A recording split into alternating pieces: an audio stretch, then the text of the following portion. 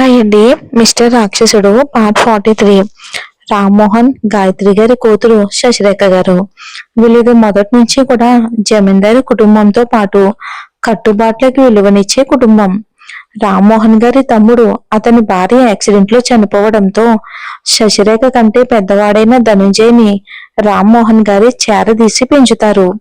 రామ్మోహన్ గారు కూతురి మీద ఎంత ప్రేమ ఉన్నా సరే ఆడపిల్లంటే హద్దుల్లో ఉండాలి, కనుసైగల్లో ఉండాలి అనే మనస్తత్వం.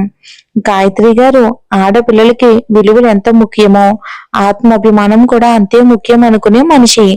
ఆ అభిప్రాయాలతోనే ఇక రామ్మోహన్ గారు శశిరేఖ గారి పై చదువులకు ఒప్పుకోకపోయినా గాయత్రి గారు అదే కష్టం మీద ధనంజయ్తో పంపడానికని ఒప్పించారు. అలా శశిరేఖ గారు ధనంజయ్తో కలిసి కాలేజీలో చదువుతూ హాస్టల్లోనే ఉండేవారు. కానీ ధనంజయ్ మాత్రం చెడు తిరుగుళ్లతో కాలేజ్కి అసలు సరిగ్గా వచ్చేవాడే కాదు, చదివేవాడే కాదు. శశిరేఖ గారు కాలేజ్ ఇప్పుడిప్పుడే అలవాటు అవుతున్న టైంకి కాలేజ్కి వచ్చిన శశిరేఖ గారికి ఎదురుగా సీనియర్స్ పిలవడంతో భయపడుతూనే వాళ్ళ దగ్గరికి వెళ్ళింది. వాళ్ళలో ఒకడు శశిరేఖ గారిని వంకరగా చూస్తూ ర్యాగింగ్ వంకతో ముద్దు పెట్టమన్నాడు. శశిరేఖ గారు ఆ మాట విని కోపంతో వాడిని చాచిపెట్టి ఒకటి కొట్టారు. వాడు శశిరేఖ గారి మీద కోపంతో ఆవిడ చున్నీ లాగి ఆవిడ మీద చెయ్యి వేసేంతలోపే ఒక చెయ్యి బలంగా వాడిని ఆపడంతో ఆగిపోయాడు.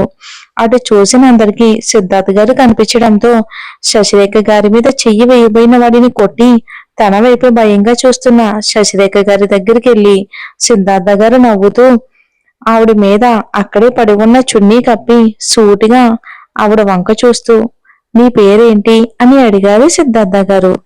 దానికి శశిరేఖ సిద్ధార్థ గారి చూపులకు తడబడుతూ శశిరేఖ అంటారు భయంగానే. చూడు శశి, నువ్వెవరో నాకు తెలియదు, కానీ నిన్ను చూసిన మొదటి క్షణంలోనే నాకు బాగా నచ్చేశావు. కనీసం పేరు కూడా తెలుసుకోకుండా ఈ విషయం చెప్తే బాగోదని పేరు తెలుసుకుని చెప్తున్నాను, విను. నేను నిన్ను ప్రేమిస్తున్నాను. నా జీవితంలో భారీ స్థానం అంటూ ఉంటే అది నీకు మాత్రమే అని తనని ఆశ్చర్యంగా చూస్తున్న శశితో నువ్విప్పుడు ఇలాగే చూస్తే నేను నీకు ముద్దు పెట్టినా పెట్టేస్తాను, మరి తర్వాత నీ ఇష్టం అని అనడంతో శశిరేఖ గారు వెంటనే తేరుకుని అక్కడి నుండి స్పీడ్ గా వెళ్ళిపోయారు. ఇక తన వైపే షాకింగ్ గా చూస్తున్న కాలేజ్ మొత్తాన్ని ఒకసారి సీరియస్ గా చూడగానే అందరూ కూడా ఎవరికి వాళ్ళు వెళ్ళిపోయారు. ఇక అంతలోనే షాక్ నుండి తేరుకున్న ఆనంద్ గారు, చారి గారు సిద్ధార్థ్ గారి దగ్గరికి వచ్చి రే, ఏంట్రా అలా చెప్పేశావు?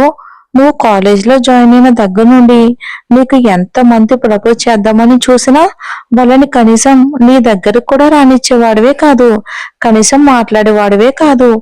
అసలు ఇప్పటి వరకు నువ్వు నవ్వుతూ మాట్లాడిన ఆడపిల్లలే లేరు. మరి అలాంటిది ఇప్పుడు అమ్మాయిని చూసి 10 నిమిషాలు కూడా కాలేదు కదరా, అప్పుడే ప్రపోజ్ కూడా చేసేసావు. అయినా ఆ అమ్మాయి ఎవరో నీకు తెలుసా అని అంటారు. సిద్ధార్థ గారు ఆ మాటలు ఏమీ పట్టించుకోకపోయినా లాస్ట్ మాట విని ఎవరు అని అంటారు. అరే, తను మన ధనుంజయ్ చెల్లెలరా, అలాగే నీ చెల్లి లలిత క్లాస్మేట్, మనకి జూనియర్స్ అంటారు. దానికి సిద్ధార్థ్ అది విని కూడా తను ఎవరైతే నాకేంటి, నేను తనని ప్రేమిస్తున్నాను అంతే, ఎలాగైనా తను నన్ను ప్రేమించేలా నా ప్రేమ ఖచ్చితంగా చేయగలదు, ఆ నమ్మకం నాకుంది. ఇంకేం జరిగినా సరే తను నా వైఫ్ అవడం మాత్రం పక్కా అని స్థిరంగా చెప్పేసి వెళ్ళిపోతారు. చారి, ఆనంద్, సిద్ధార్థ్ గారు మొదటి నుండి స్నేహితులు.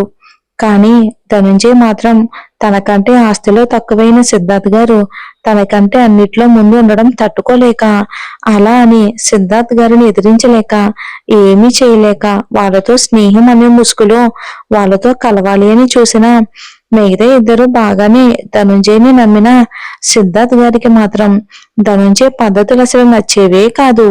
ధనుంజయ్ని వీలైనంత దూరంగానే ఉంచేవారు సిద్ధార్థ్ గారు.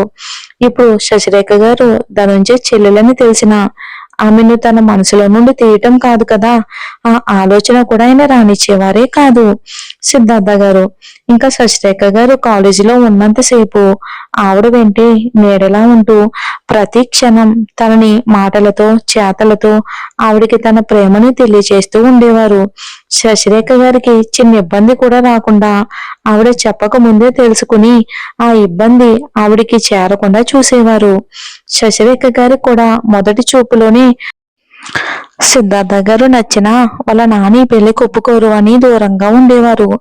రోజులు గడిచే కొద్దీ సముద్రం లాంటి సిద్ధార్థ గారి ప్రేమకు తల వంచక తప్పలేదు శశికి. శశి ఎప్పుడైనా సిద్ధార్థ గారు అని పిలిచినా ఒప్పుకోకుండా అభి అని పిలిచేలా చేసుకునేవారు. వాళ్ళ ప్రేమలో రోజులు తెలియకుండానే గడిచిపోయాయి. ధనంజయ్కి మొదటి నుండి బంధాల కన్నా డబ్బంటేనే మమకారం ఎక్కువ. తన తండ్రి జల్సాలతో వాళ్ళకు ఉన్న ఆస్తి మొత్తం చిన్నప్పుడే పోగొట్టుకోవడంతో రామ్మోహన్ గారి ఆస్తిని ఎలాగైనా దక్కించుకోవాలని ఆలోచించే టైంలోనే శశిరేఖ సిద్ధార్థ్ గారి ప్రేమ గురించి తెలియడంతో సిద్ధార్థ్ గారితో శశిరేఖ పెళ్లికి రామ్మోహన్ గారు ఖచ్చితంగా ఒప్పుకోరు.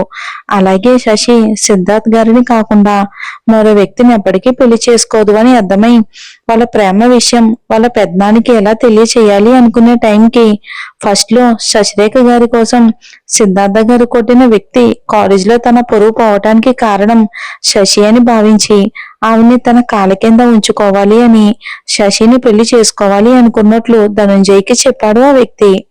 శశిరేఖ గారిని కుటుంబం నుంచి ఎలా దూరం చెయ్యాలి అనుకుంటున్న ధనంజయ్కి ఆ విషయం బాగా కలిసి వచ్చింది. వాళ్ళ ఇంటి అడ్రస్ ఇచ్చి వాళ్ళ పెద్దనాన్న ముందు ఏ రకంగా ఉంటే సంబంధం ఓకే అవుతుందో మొత్తం చెప్పి పంపించాడు. శశిరేఖ గారు సెలవులకి ఇంటికి వచ్చినప్పుడు ధనంజయ్ పంపించిన వ్యక్తి వాళ్ళ కుటుంబంతో వచ్చి రామ్మోహన్ గారిని కలిసి వెళ్లారు. ఆ సంబంధం ఆస్తి అంతస్తులో వాళ్ళకి సమానంగా ఉండడంతో ఆ సంబంధాన్ని శశిరేఖ గారి నిర్ణయం లేకుండానే ఓకే చేసేసి ఆ విషయం శశిరేఖ గారికి చెప్పారు. ఆ విషయం ఉన్న శశి సిద్ధార్థ్ గురించి చెప్పినా కూడా వినకుండా శశి గారిని ఎటు వెళ్లకుండా చేసి పెళ్లి డేట్ కూడా ఫిక్స్ చేశారు రామ్మోహన్ గారు. ఇక సిద్ధార్థ గారు లేకుండా తను బ్రతకలేను అని బాధపడుతున్న శశిరేఖ గారి బాధ చూసి గాయత్రి గారు రామ్మోహన్ గారిని ఒప్పించాలి అని చూసినా అది వ్యర్థమయ్యింది. తల్లి కదా. చివరికి తప్పగా ధనంజయ్కి ఏమీ తెలియదు అనుకుని ధనంజయ్ని నమ్మి పిలిచి విషయం చెప్పి శశిరేఖని తానే ఇల్లు దాటించారు. ఇక గాయత్రి గారి పరిస్థితులు ఏవైనా సరే అన్నిటికంటే తన కూతురు సంతోషం ముఖ్యం అనుకున్నారు గాయత్రి గారు. ధనంజయ్ శశిరేఖని తీసుకుని మంచివాడిలా సిద్ధార్థ గారి దగ్గర వదిలి ఏమీ తెలియని వాడిలా వెళ్ళిపోయాడు. ఈ విషయాలు ఏవీ తెలియని సిద్ధార్థ గారు శశిరేఖ గారు అలా రావటంతో విషయం తెలుసుకుని మనం ఇలా తప్పు చేసిన వాళ్ళలా పెళ్లి చేసుకోవటం నాకు ఇష్టం లేదు. మనం మీ నాన్నగారిని ఒప్పించి పెళ్లి చేసుకుందాం, లేదా అందరి ముందు ధైర్యంగా పెళ్లి చేసుకుందామని సిద్ధార్థ గారు అన్న మాటలకి ఇంకా శశిరేఖ గారు వాళ్ళ నాన్నకి ఉన్న పలుకుబడికి ఏమైనా చెయ్యగలరని సిద్ధార్థ గారిని అప్పటికప్పుడు పెళ్లి చేసుకునే విధంగా ఒప్పించింది. సిద్ధార్థ గారి ఫ్యామిలీ వాళ్ళ ఫ్రెండ్స్ ముందు పెళ్లి చేసుకున్నారు. అలా సిద్ధార్థ్ కి శశికి పెళ్లి చేసుకుని సంతోషంగా వాళ్ళ లైఫ్ ని అయితే స్టార్ట్ చేశారు. తర్వాత ఆనంద్ లలిత కూడా ప్రేమించుకుంటున్నారు అని తెలిసింది. అలాగే చారి అండ్ సుభద్ర కూడా పెళ్లి కుదరడంతో వాళ్ళకు కూడా పెళ్లి చేసేసారు సిద్ధార్థ గారు. శశిరేఖ గారు మాత్రం గాయత్రి గారికి అప్పుడప్పుడు లెటర్స్ రాస్తూ అక్కడి విషయాలు కనుక్కుంటూ ఉండేవారు.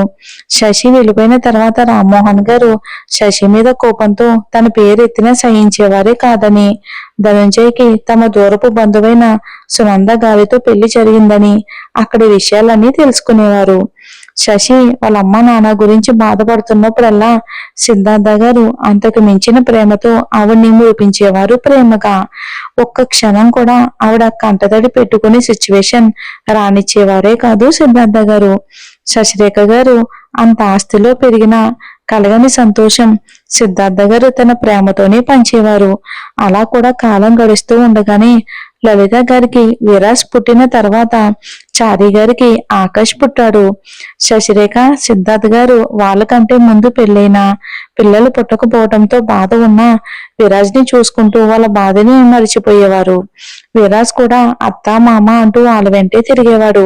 విరాజ్ కి 3 సంవత్సరాలు ఉన్నప్పుడు శశిరేఖ గారు ప్రెగ్నెంట్ అని తెలియడంతో అందరి సంతోషాలు ఆకాశాన్ని అంటాయి.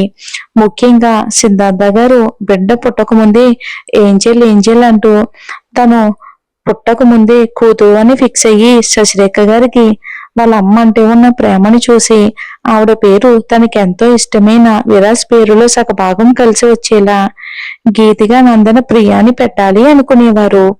కానీ ఆ విషయం ఓన్లీ శశిరేఖ గారు, సిద్ధార్థ్ గారికి మాత్రమే తెలుసు ఆ పేరు గురించి. శశిరేఖ గారికి నెలలు నిండే కొద్దీ సిద్ధార్థ్ గారు ఆయన కేరింగ్ తో శశిని ఎవరూ గుర్తుకు రాలేని విధంగా ప్రేమగా చూసుకునేవారు ఆయన. అదే టైంలో సిద్ధార్థ గారు స్టార్ట్ చేసిన కంపెనీకి గీత, విరాజ్ అన్న పేర్లు కలిసి వచ్చేలా జీవి సొల్యూషన్ అని స్టార్ట్ చేస్తారు. సిద్ధార్థ గారు ఆ కంపెనీ కోసం ఆనంద్ చారి గారితో ఎంత కష్టపడుతున్నా శశిరేఖ గారితో ఉండే టైంలోనే మాత్రం అన్నీ మర్చిపోయి ఆవిడ ప్రేమలో ఉండిపోయేవారు. నిజానికి వాళ్ళు కలిసి ఉంటే ఈ లోకంతో పని లేకుండా ఉండేవారు. అంత ఆనందంగా ఉండేవారు. శశిరేఖ గారు కూడా ఆ కంపెనీ కోసం తన వంతు ప్రోత్సాహం ఇచ్చేవారు వాళ్ళకి. ఈ గ్యాప్ లోనే గాయత్రి గారికి హెల్త్ పాడవడంతో తన చివరి కోరికగా శశిరేఖ గారిని చూడాలి అని రామ్మోహన్ గారిని అడుగుతారు. రామ్మోహన్ గారికి శశిరేఖ గారి మీద కోపం కంటే ప్రేమే ఎక్కువగా ఉండడంతో ఇక కరిగిపోయిన కాలంలోనే ఆయన కోపం కూడా కరిగిపోయింది కూతురు మీద.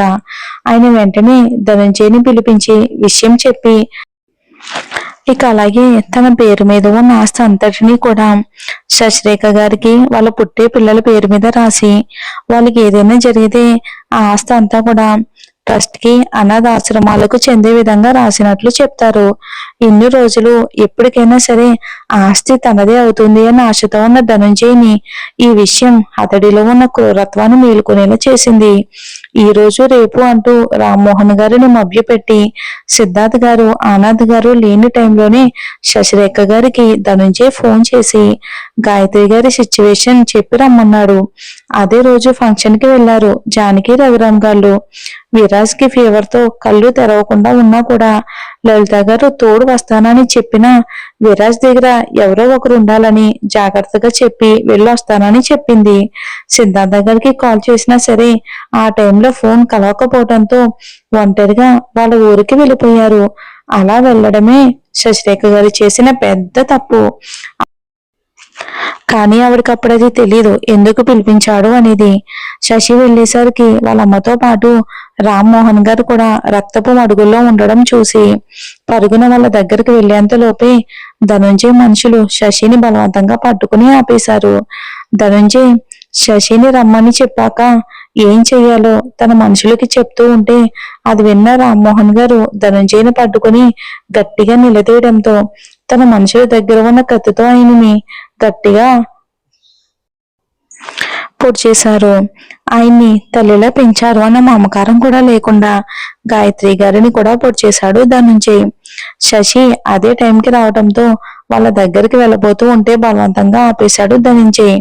తన తల్లిదండ్రుల రక్తంతో తడిచి కొన ఊపిరితో ఉండడం పక్కనే చేతితో కత్తితో ఉన్న ధనుంజయ్ని చూసి నమ్మలేక అన్నయ్య ఇదంతా ఏంటి అని అనగానే ధనుంజయ్ వికృతంగా నవ్వుతూ ఇప్పటి వరకు తను వాళ్ళ ముందు నటించిన నటన, రామ్మోహన్ గాయత్రి గారిని చంపడానికి గల కారణం చెప్పగానే శశి ఏడుస్తూ నీకు ఆస్తే కదా కావాల్సింది, అది మాకొద్దు, ముందు అమ్మా నాన్నని కాపాడు అని బ్రతిమలాడిన ధనుంజయ్ జరగకుండా మరింత నవ్వుతూ పిచ్చి శశి, అసలు ఆస్తి నీ పేరు మీద ఉంటేనే కదా నువ్వు రాసివ్వడానికి, అది నీ పిల్లల పేరు మీద ఉంది, అందుకే నిన్ను ఇంకా మాట్లాడిస్తున్నాను, లేదంటే వాళ్ళతో పాటు నిన్ను చంపేసేవాడిని, నీ బిడ్డ పుట్టడమే ఆలస్యం, నిన్ను కూడా వాళ్ళ దగ్గరికే పంపిస్తాను అంటాడు.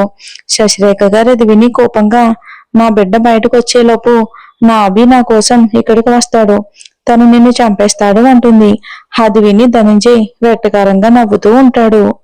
మరి ఏం జరుగుతుందో ఏంటో వచ్చే ఎపిసోడ్లో చూద్దామండి.